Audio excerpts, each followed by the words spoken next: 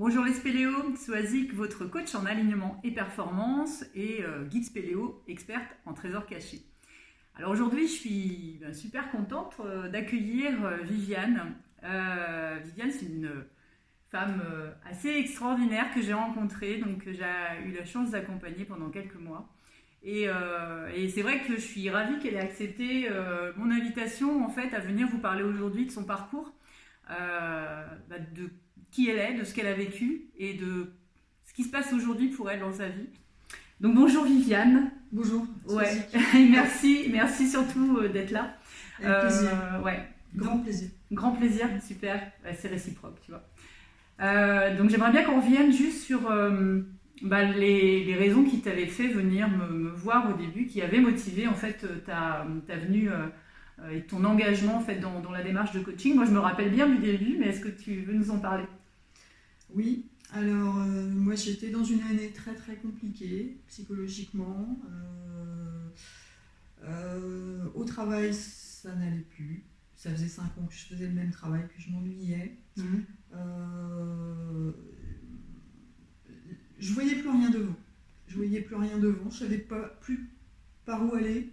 Et au-delà des difficultés que tu t'ennuyais, il y avait aussi des problématiques relationnelles aussi qui étaient un peu lourdes aussi. Il y avait des grosses problématiques relationnelles au travail par rapport à la hiérarchie et un côté respect que je ne sentais pas du tout. Et puis j'étais pas à ma place. Je me sentais pas...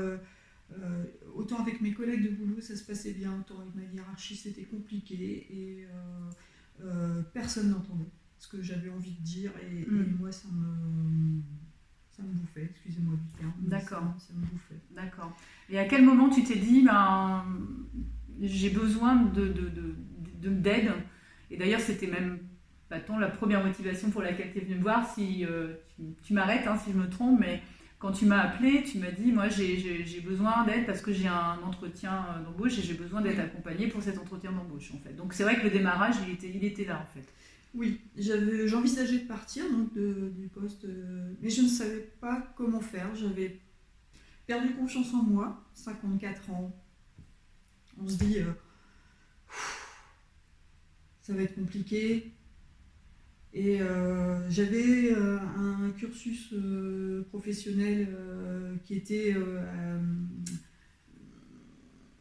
avait beaucoup bougé. Donc je ne savais pas comment me présenter, je ne savais plus qui j'étais, comment j'étais, où j'allais, Et puis j'ai une amie qui m'a parlé de Swazik et qui m'a parlé de toi, pardon. Et puis ça m'a... la façon dont mon amie m'en a parlé, je me suis dit peut-être qu'elle peut m'aider à trouver ces ressources-là pour aller à l'entretien. J'avais très très peur. J'étais très angoissée. Je voyais pas comment faire. J'étais bloquée, vraiment bloquée. Et donc je suis venue te voir à ce moment-là. Et on a commencé t'as commencé à me poser des questions un petit peu sur pourquoi je voulais changer, qu'est-ce qui n'allait pas dans ma vie professionnelle, pourquoi j'étais pas bien, on a fait un peu connaissance. Et puis j'ai réussi à aller à l'entretien avec la boule au ventre. Et Swazik qui me disait sois toi-même. Sois toi-même. Ça a été un petit déclic déjà. Parce que j'avais décidé d'aller à l'entretien, mais je savais que ça ne me correspondrait pas. Mais c'était une première démarche pour aller de l'avant, pour changer, pour sortir de l'embourbement. Je ne sais pas si ça se dit, mais on comprend l'image. Oui. On comprend l'image. J'aime bien les images. Où j'étais en fait. Et donc je suis allée à l'entretien. Je me suis présentée à la RH qui était très intéressée par mon profil. Et là, je lui ai dit, écoutez, je pense que ça ne va pas le faire parce que il y a ça et ça qui ne me convient pas. J'ai osé dire ce qui ne me convenait pas. en toute franchise et la personne, elle a apprécié mon honnêteté et ma franchise. Et je suis sortie, mais je ne me reconnaissais pas. Je ne me reconnaissais pas. J'ai osé dire ce que je voulais. Moi, j'ai le sentiment qu'à ce moment-là, il y a vraiment eu un premier déclic à ce moment-là. C'est-à-dire que c'est comme si tu t'étais autorisé à exprimer ton besoin et à dire non, même si c'était une situation qui potentiellement pouvait te sortir de ce que tu vivais, mais finalement c'était plus qu'une fuite, parce que ça ne correspondait pas non plus à ce que tu voulais. C'est ça. Donc tu t'es autorisé à refuser une opportunité, parce qu'au fond c'était pas ça que tu voulais, quoi. Et à t'imposer, à poser qui tu étais clairement, et en plus avec naturel. Moi ce que j'ai aimé, c'est que tu as réussi à exprimer si bien les choses de façon lucide que la personne elle a totalement compris, et je pense qu'elle a au contraire apprécié cette franchise que tu as eue vis-à-vis d'elle qui était clairement toi, c'est-à-dire cette solidité, cette fiabilité que tu as et qui est en toi et que tu as pu exprimer à travers ça, quoi. Et tout à fait, parce à la fin de l'entretien, elle m'a proposé s'il y avait d'autres postes plus adaptés, dans ce que je recherchais, elle m'a proposé de me rappeler. Donc c'était une ouverture et le début de... Oui, un déclic. Ça a été un premier grand pas, ouais. Est-ce que tu peux nous expliquer peut-être le deuxième pas qui s'est passé, ce qu'il y a eu juste après, peu de temps après? Qu'est-ce qui s'est passé, la deuxième grande étape que tu as franchie quand on a traversé, quand on a avancé ensemble? Alors, on a essayé de travailler vers où je voulais aller, parce que je n'arrivais pas à l'exprimer. Je n'arrivais pas à... j'étais perdue. Et à un moment, tu as utilisé une technique pour me faire me relaxer. Et puis, tu m'as dit, j'ai fermé les yeux, tu as fait un check au niveau... un scan corporel. Un scan corporel, pardon. Et je me suis détendue. Et là, tu m'as dit, aujourd'hui, si tu avais une baguette magique, tu ferais quoi comme travail? Et là, tout est sorti. Ouais. Je me suis étonnée. Je ne savais pas que j'avais ça en moi. Ouais. Ça a été fabuleux. Ouais, moi je m'en souviens, parce que moi j'ai eu le sentiment quand tu m'as sorti ça que c'était comme si c'était un projet qui était mûri depuis super longtemps. Et en fait c'est sorti mais tellement naturellement, ça a été un moment assez incroyable. Je me suis étonnée moi-même et je me dis waouh, c'est moi ça, mais oui c'est moi. Et qu'est-ce que ça a changé? Ça m'a donné des perspectives pour l'avenir en me disant ce projet-là, j'ai envie de le concrétiser.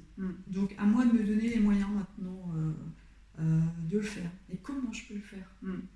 Et là, après, en fait, tu m'as donné des clés. Des clés dont il a fallu que je me serve. C'est pas toi qui m'as donné les solutions, c'est moi. À travers les clés que tu m'as données. Alors parmi ces clés justement, est-ce que il y en a des clés en particulier justement que tu as vraiment utilisées et qui t'ont vraiment aidé à progresser en fait? C'était quoi les clés majeures? Tu peux en citer quelques-unes. Alors j'avais un gros problème de confiance en moi, comme beaucoup de personnes, je pense. Et donc tu m'as parlé, pour moi on était intelligent, on n'était pas intelligent.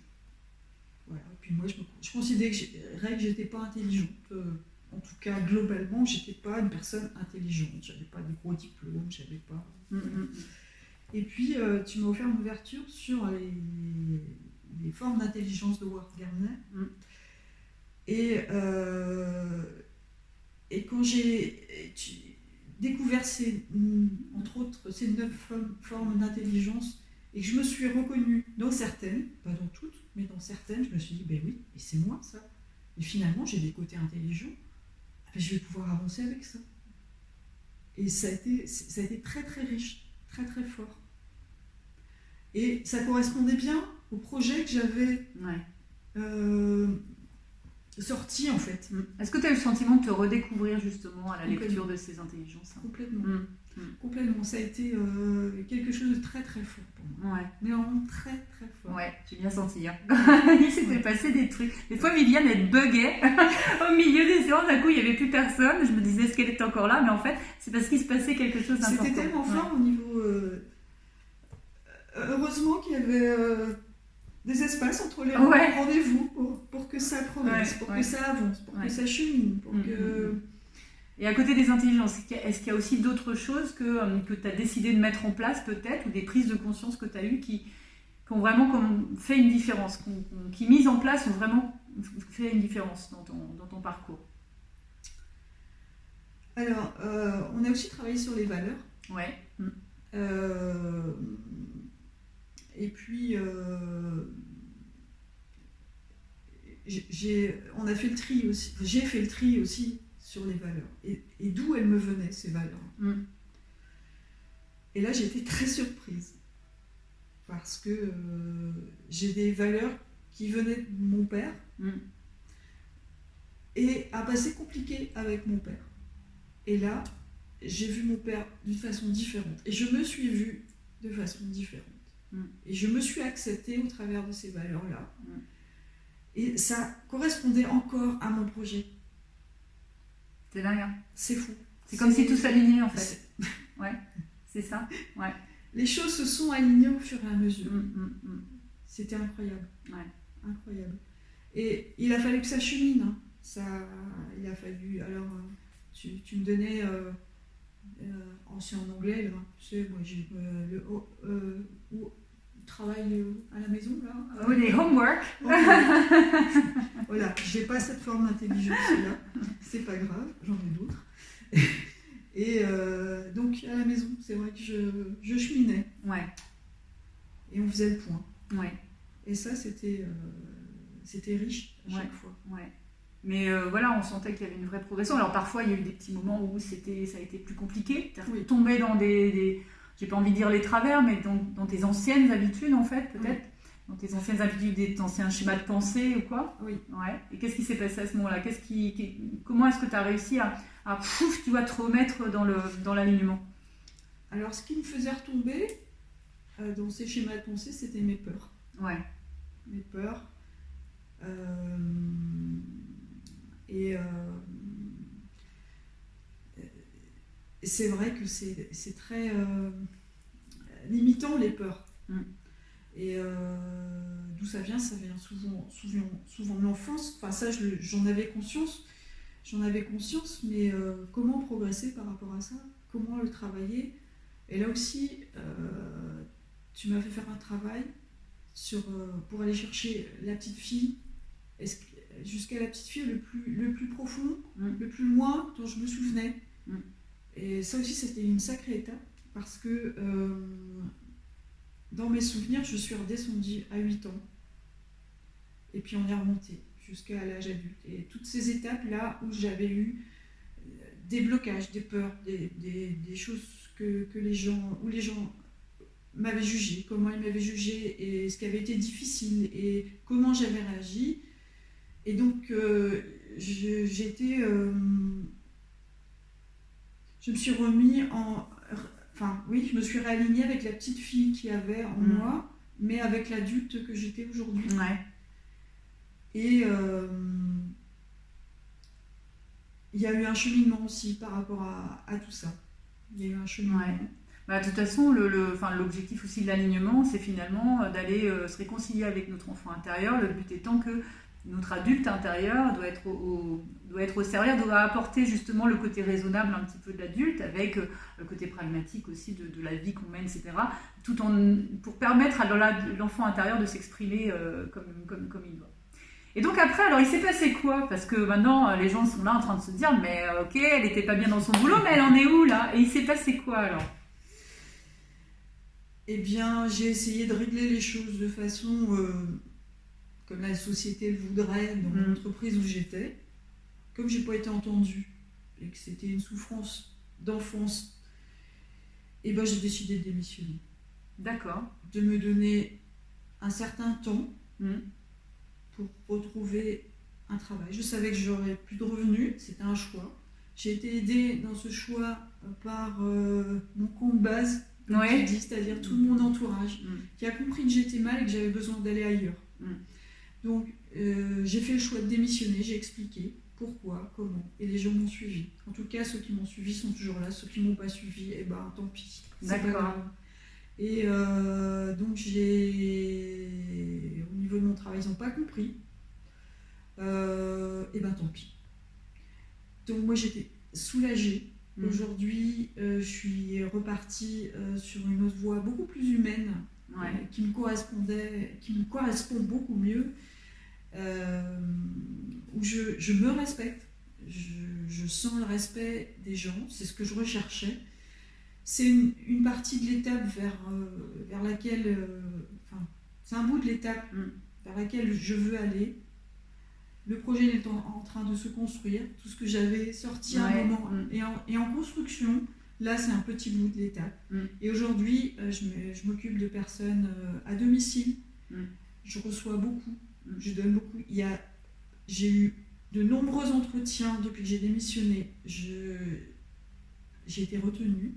J'ai été retenue alors que je n'y croyais pas. Et en fait, pourquoi j'étais retenue? Parce que je suis restée moi-même. Je suis restée moi-même. Et finalement, toutes les valeurs que j'avais, je les ai mises en avant le plus naturellement possible. Je suis restée dans la vision la plus positive possible. Là où ça n'a pas passé, je me suis dit que ça ne devait pas se faire. Donc une forme de lâcher prise aussi que tu as intégré aussi. Il y a eu une forme de lâcher prise. Voilà. Aujourd'hui, c'est en progression. Il y a des gens qui ont eu des proches qui font quand même partie de mon compte base et qui à un moment se sont demandé mais qu'est-ce qui lui arrive. Bah oui, parce qu'en fait c'est vrai que ça c'est des choses aussi, alors moi je sais que je l'amène aux gens qui viennent me voir, je leur explique attention parce que quand on bouge aussi ça peut être compliqué pour les gens autour. Et c'est intéressant de savoir quel est leur point de vue, comment ils ont vécu ça eux aussi. Alors, mon compagnon au départ, il était réticent sur certaines choses. Et puis, dans toutes ces démarches, j'ai appris à m'assouplir aussi. J'avais un côté un petit peu rigide et j'ai appris à amener les choses de façon différente. Et puis à accepter moi-même que ce que j'avais, le projet que j'avais dans la tête, il était très ambitieux, il est très ambitieux. Et au fur et à mesure des mois, là, depuis le mois de mars, on est au mois de novembre, il y a des choses que j'ai envie de faire, il y a des choses qui se feront et d'autres qui ne se feront pas. Et j'accepte ça. Et ça met en confiance les personnes qui m'entourent, dont mon compagnon, qui du coup rentrent dans mon mode de fonctionnement. En ayant adapté aussi son mode de fonctionnement par rapport au futur projet. Mes enfants, au début, ils se sont demandé mais elle va où notre mère là elle est perchée, elle est complètement perchée. J'avoue qu'avec vu de l'extérieur, ça pouvait paraître comme ça. Moi, j'avais besoin de m'en nourrir. Et puis, je me suis dit là, il faut que je pense à moi. Et j'ai assez pensé aux autres. Jusqu'à présent, maintenant, aujourd'hui, là, il faut que je m'aligne, que je pense à moi et que mes enfants, ils vont faire leur vie, mon compagnon, il est avec moi, je m'adapte, on s'adapte, on essaie de composer ensemble, mais je veux vivre la vie que je me suis imaginée, quoi. Au long de ces étapes, est-ce que tu te...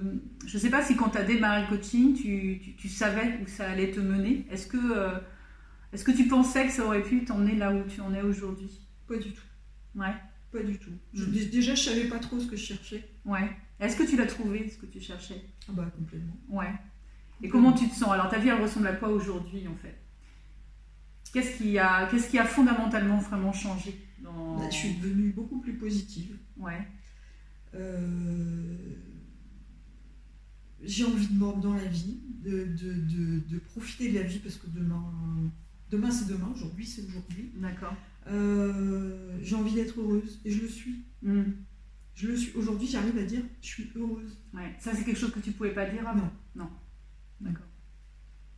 Et je pense que les autres le voient aussi. Ouais. Et ça les rend heureux aussi. Bien sûr. De voir que j'ai évolué. Mon évolution aide à l'évolution des gens qui m'entourent aussi, je crois. Et alors, on pourrait dire, elle est quand même égoïste, elle pense beaucoup à elle. Oui, mais j'ai aussi pensé beaucoup aux autres. Et là, je m'écoute. Aujourd'hui, je m'écoute. Et tu vois, de toute façon, c'est ce que je transmets aux gens que j'accompagne, que de toute façon, pour que les autres soient bien avec nous, il faut d'abord qu'on soit bien avec nous-mêmes. Parce que c'est vrai que le sens du sacrifice, ça c'est vraiment des croyances aussi, que notamment une bonne mère, elle sacrifie pour ses enfants, etc. Mais le risque, c'est que comme nous, on a besoin pour notre énergie, pour être autonome, d'être nourri de ce qui nous fait du bien. Et si on est tout le temps dans le sacrifice, donc dans la frustration, donc la non-écoute de nos propres besoins, au bout d'un moment, on s'épuise et il se passe quoi ? Soit effectivement, on est là, on est dans une énergie basse en permanence et puis on se limite et puis on envoie cette énergie basse aux autres aussi. Et forcément, les autres portent sur nous un regard qui n'est pas... qui n'est pas non plus valorisant parce que ils nous regardent et disent « Oh, la pauvre, elle n'a pas l'air bien » ou « je vais faire ça pour maman parce que la pauvre maman, elle a besoin de moi ». Enfin, ça nous victimise aussi beaucoup, quoi. Donc être autonome, répondre à ses besoins, c'est être autonome, c'est prendre la responsabilité et c'est aussi envoyer un message fort aux gens autour de nous, quoi. C'est leur apprendre à être responsable. J'ai même envie de rajouter que ma mère a 86 ans, elle est en train d'évoluer là dans ma relation et que notre relation, elle est beaucoup plus saine. Oui. C'est ça, j'ai envie de dire, les impacts que ça peut avoir au-delà de toi, de ce que tu as fait toi, tous les impacts positifs que ça a, comme tu parles de ton camp de base, c'est-à-dire assainir aussi ses relations, c'est-à-dire vraiment s'entourer des personnes qui sont vraiment bonnes pour nous, qui sont là pour les bonnes raisons. Ça assainit ta relation de couple aussi, c'est-à-dire ça a renforcé. Renforcé. Ça a renforcé notre relation. C'est tombé à une période aussi où la démarche est arrivée à une période où ma fille aînée a commencé à travailler. Elle avait fini ses études et ma deuxième fille a souhaité prendre son indépendance. Elle avait 19 ans et là le syndrome du nid vide m'a touchée, ça me faisait qu'accumuler les choses négatives à l'époque. Et aujourd'hui, je me rends compte que je suis très très bien avec mon compagnon, que mes enfants évoluent bien à leur niveau, dans leur milieu de vie, avec les obstacles qu'elles rencontrent aussi, comme tout le monde, comme tout un chacun. Mais tout le monde avance. Et chacun a avancé à sa façon. Après, on partage. Voilà. Alors, cette notion là aussi qui est ressortie beaucoup dans le coaching et qui m'a beaucoup aidée, c'est cette notion que le partage pour moi c'était quelque chose d'essentiel. Et c'est quelque chose d'essentiel et en même temps il y a autre chose qui est ressortie, c'est qu'il fallait que je devienne ma meilleure amie. Comme si je me confiais à moi-même. Qu'est-ce que ma meilleure amie me dirait pour m'aider à avancer. Ça a été un message très très fort aussi. Ça, c'est vrai que c'est l'essentiel, déjà. C'est pour ça que tout commence par nous. Si tu avais un message peut-être à transmettre aux personnes qui aujourd'hui sont dans la situation que tu vivais toi et qui sont perdues. Moi, j'ai écrit un cahier d'exercice qui s'appelle « J'ai perdu ma boussole ». Donc, c'était la situation dans laquelle tu te trouvais. Qu'est-ce que tu aurais envie de leur dire à ces personnes ?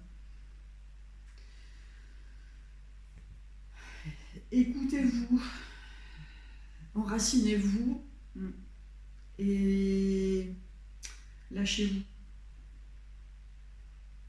Allez voir un petit peu plus loin que le bout de votre nez. Et puis, je ne sais pas comment l'exprimer, c'est une expérience très personnelle en fait. Chacun a sa démarche à établir. La mienne, elle a été comme ça.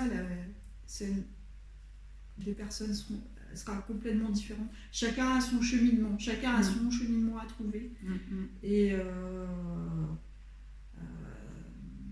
je suis chez Swazik là en face d'un tableau qui me parle énormément puisqu'il y a une passerelle en bois sur une rivière qui mène vers des arbres. Et moi, c'est quelque chose qui me parle. Chacun a au fond de lui, quelque chose qui lui parle. Mm. Donc il faut aller chercher ce qui nous parle pour trouver la solution qui nous convienne. Voilà ce que j'ai envie de dire. Bon, super. Est-ce que tu as envie de conclure par quelque chose par rapport à ce que tu vis aujourd'hui ou Moi, j'ai réussi à trouver au travers plusieurs professionnels dans Swazik une écoute, beaucoup de bienveillance, et ça fait partie des valeurs, en tout cas, qui pour moi permettront à la société d'évoluer aujourd'hui. Arrêtez de vous sentir jugé, de juger les autres. Parfois c'est difficile à faire, on a toujours... Et de se juger. Et de se juger aussi. On a tendance à s'auto-flageller et on se fait du mal, on fait du mal aux autres. Et écoutez-vous, soyez bienveillants avec vous. Et, voilà, alors c'est peut-être un message d'amour un peu, mais d'amour par rapport à soi-même. Et après, tout va devenir lisse en fait. Facile. L'amour, c'est la meilleure manière de sortir des peurs de toute façon, parce que c'est l'énergie inverse, donc c'est comme ça que on surpasse aussi tous ces moments-là. Voilà. Écoute Viviane, je te remercie, c'était un super témoignage. Merci. Je suis vraiment très touchée que tu te sois livrée comme ça, en toute sincérité, en toute authenticité. Ouais. J'aimerais que ça serve aux autres aussi. Ouais, mais c'est pour ça que je trouvais important et je suis vraiment ravie que tu aies accepté ça, parce que je connais aussi ta générosité, ton goût pour l'autre, pour l'humain. C'est quelque chose, t'es quelqu'un de très sincère là-dedans. Donc, je pense que tu l'es aussi. Tu crois ? Ouais, un petit peu. C'est certainement ça qui effectivement a fait que ça a vraiment connecté aussi. Et c'est pour ça que j'ai voulu faire cette vidéo, et que je te remercie vraiment de ta démarche et de ta générosité pour ça. Je t'en prie, avec plaisir. Merci, bonne route à toi. Voilà, j'espère que vous avez apprécié cette interview, et puis surtout si vous avez envie de partager ce que ça vous fait ressentir, vous n'hésitez pas, vous mettez des commentaires, vous partagez aussi si vous pensez qu'autour de vous quelqu'un se situe dans une situation compliquée et qu'elle ça peut lui apporter de la valeur, n'hésitez pas. Et je vous souhaite le meilleur, et je vous dis à très bientôt. Au revoir. Au revoir.